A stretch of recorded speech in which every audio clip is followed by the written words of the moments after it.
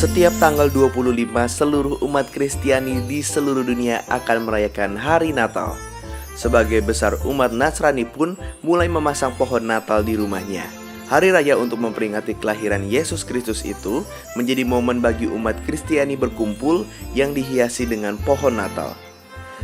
Seperti yang kalian tahu, pohon Natal terbuat dari pohon cemara. Lalu, pernahkah terpikirkan oleh kalian, kenapa sih pohon cemara identik dengan pohon Natal? Apakah tidak bisa diganti dengan pohon yang lain? Inilah cerita yang beredar di balik mengapa pohon Natal menggunakan pohon cemara. Cerita di balik pohon cemara untuk pohon Natal memiliki beberapa versi. Salah satunya datang dari tokoh reformasi gereja bernama Martin Luther. Pada suatu malam, Martin Luther sedang berjalan-jalan di hutan Jerman. Selama berjalan di hutan, Martin sangat terkesan ketika melihat keindahan jutaan bintang di angkasa yang sinarnya menembus cabang-cabang pohon cemara di hutan. Martin Luther kemudian menebang sebuah pohon cemara kecil dan membawanya pulang ke rumahnya untuk ia perlihatkan kepada keluarganya. Lalu untuk menciptakan cahaya seperti hutan, ia memasang lilin-lilin pada setiap cabang pohon cemara tersebut. Dan sejak itulah pohon cemara ini terkenal sebagai hiasan di Jerman. Pada abad ke-16, sekitar tahun 1510, penduduk Jerman mulai menyebar ke luar negeri hingga Amerika Serikat. Dan sejak itulah tradisi memasang pohon Natal dimulai. Mereka memasang pohon cemara yang tergolong pohon evergreen untuk dekorasi Natal di dalam rumah.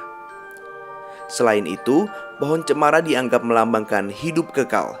Perayaan Natal di Eropa biasanya selalu jatuh di musim dingin.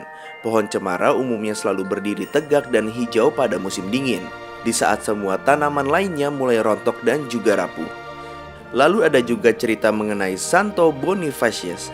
Santo Bonifacius adalah rohaniawan Inggris yang memimpin gereja di Jerman dan juga Prancis. Pada suatu malam Natal, ia bersama dengan rombongan pengikutnya melewati hutan dengan menyusuri jalan setapak Romawi kuno. Saat dalam perjalanan, mereka bertemu dengan sekelompok orang yang mempersembahkan seorang anak kepada dewa Thor di sebuah pohon oak. Untuk menghentikan perbuatan jahat mereka, Santo Bonifacius langsung menebang pohon oak tersebut hanya dalam sekali pukulan tangan.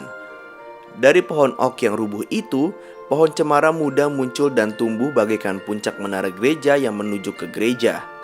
Baginya, pohon cemara tersebut melambangkan nilai kekuatan. Bentuknya yang segitiga juga seakan melambangkan misteri Trinitas. Akhirnya Santo Bonifacius pun memutuskan untuk memakai pohon cemara sebagai hiasan untuk Natal. Mereka lalu membawa pohon cemara itu ke desa dan menempatinya di tengah-tengah rumah yang besar. Mereka memasang lilin-lilin di setiap dahannya sehingga pohon cemara itu tampak indah bagaikan dipenuhi bintang-bintang.